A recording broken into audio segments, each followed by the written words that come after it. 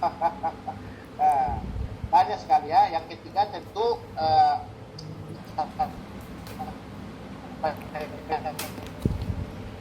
pertanyaan kelompok kufik itu dalil dari jual beli itu ada selain ini, selain wa ahallallahu al-bai'a wa harrama riba, ta'awanu 'alal birri wat taqwa, itu juga dalil jual beli sebenarnya.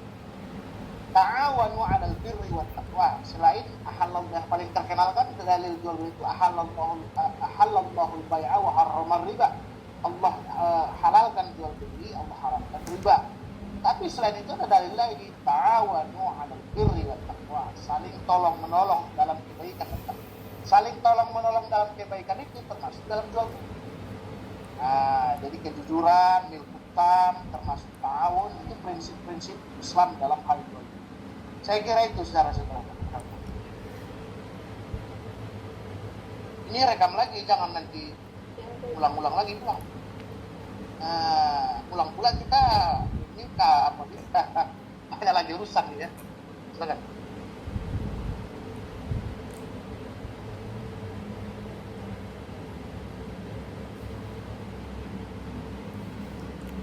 Adi bang, Adi bang.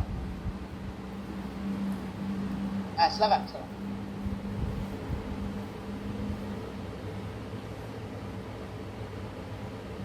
Makan. Hadis. Kamu bantu tadi. Ya, silakan.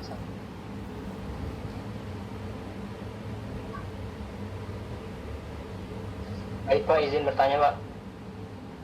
Ya, Helga. Menurut Bapak bagaimana Pak mengenai riba dalam ekonomi Islam itu Pak?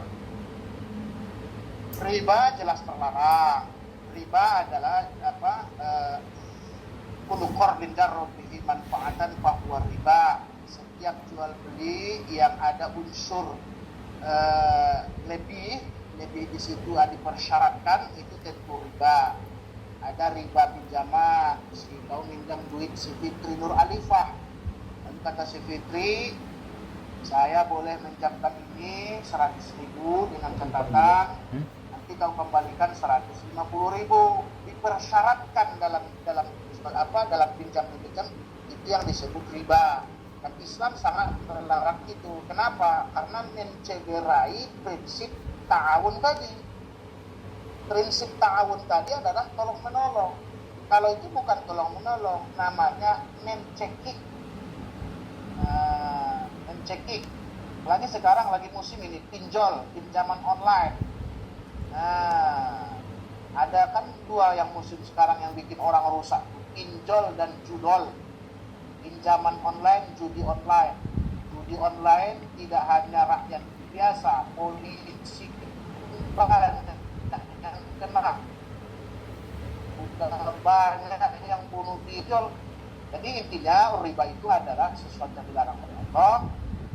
Jelas ada riba korot, ada riba riba barang itu, ada riba nasiah, riba yang bertempo tadi. Itu intisari riba itu. Nah, kalau kau tanya lagi seperti yang tadi malam, bagaimana dengan bunga bank? Saya ulang lagi, bunga bank itu kalau riba, semua ulama sepakat itu haram. Bunga bank kita harus terima kenyataan, tidak semua ulama memasukkan bunga bank terhadap riba. Jadi itu uniknya ini. Semua ulama sepakat mengharamkan riba, jelas. Tapi tidak semua ulama sepakat bahwa bunga bank itu bagian dari riba. Bagi ulama yang mengatakan bunga bank itu bagian dari riba, sama dengan riba, berarti haram. Kalau Anda ikut itu, jangan lagi pergi ke bank konvensional.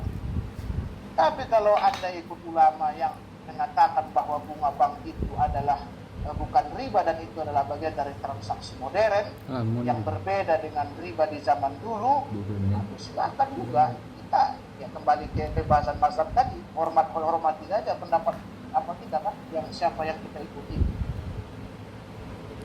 Itu secara sederhana, Helga. Cepat-cepatlah, sudah lapar ini. Ya Pak, baik Pak, terima kasih Pak. Pak, izin Pak bertanya Pak, saya Pak. Ya. Apa yang masuk dengan ganggar Pak, dan bagaimana larangan terhadap ketidakpastian dalam jual beli berkontribusi pada keseimbangan ekonomi Pak? Nah, ini pertanyaan tadi malam juga. Boror artinya secara arti saja. Boror itu artinya penipuan. Semua jual beli yang terindikasi penipuan merugikan. Contoh yang saya sebutkan, kalau contoh sederhana yang di zaman Nabi atau yang sekarang masih ada juga praktek itu. Siapa lagi kita contohkan? Si Arif jualan, dia jeruk yang manis-manis dibikin di atas, yang pahit-pahit di bawah. Datanglah si Fitri menawar, berapa sekilo? Manis tak? Manis, katanya. Dikasihnya lah sampelnya yang di atas tuh, cocok bungkus sekilo. Sampai di rumah, pahit semua. Atau yang baik-baik di atas, yang busuk-busuk di bawah. Itu penipuan. Man ghasyana falaysa minna. Siapa yang menipu bukan umat Nabi. Itu udah keras itu larangan. Siapa yang menipu bukan umat Nabi.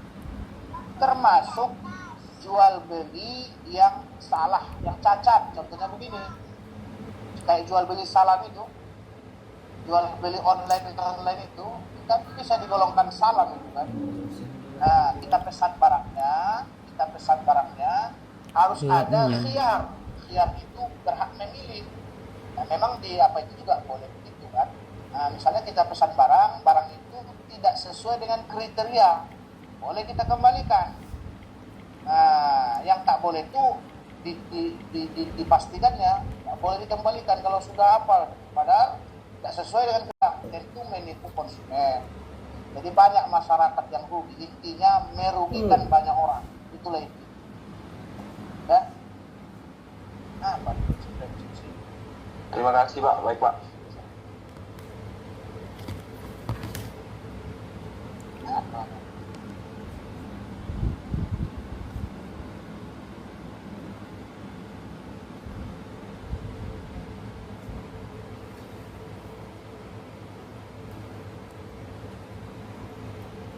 Ya, silakan, masih ada lagi? Masih, Pak. Mana?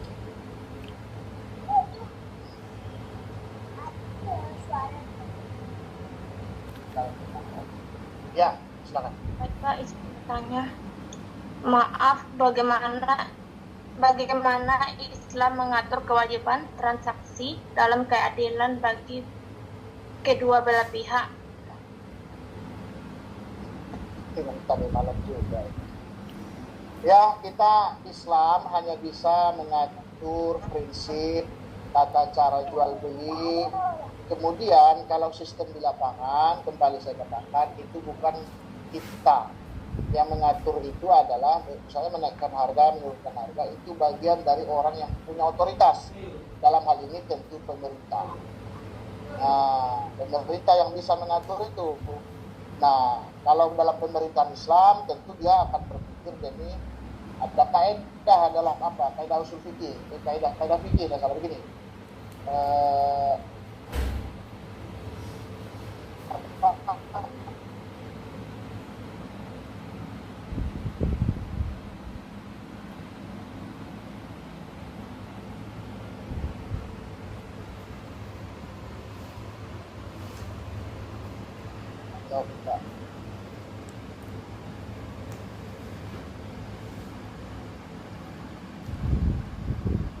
Masih ada?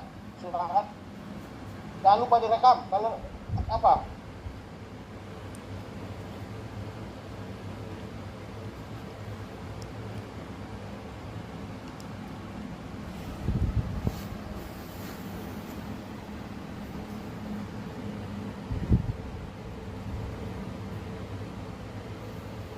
Masih Pak, izin bertanya Pak.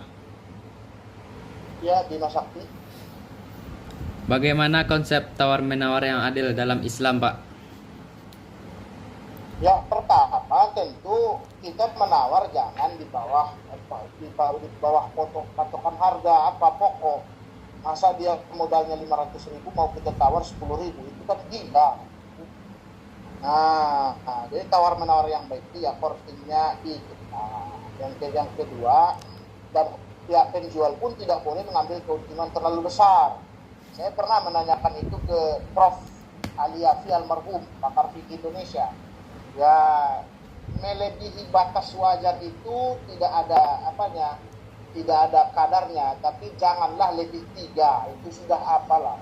Misalnya begini, Bima, kau dapat dapat baju ini, kau Ya, beli 500.000. Ya minimal paling tinggi itu sudah 500 Pak. Ya, itu paling tinggi lagi. Jangan kau beli 500.000, kau sablon dikit, modal cuma 20.000, lalu kau jual 2 juta.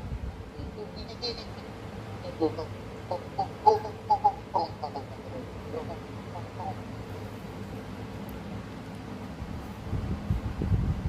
Nah, Booking.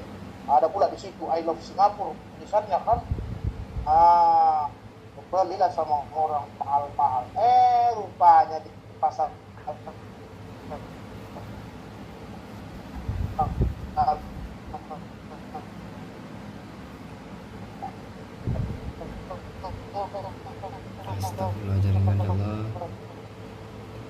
Allah.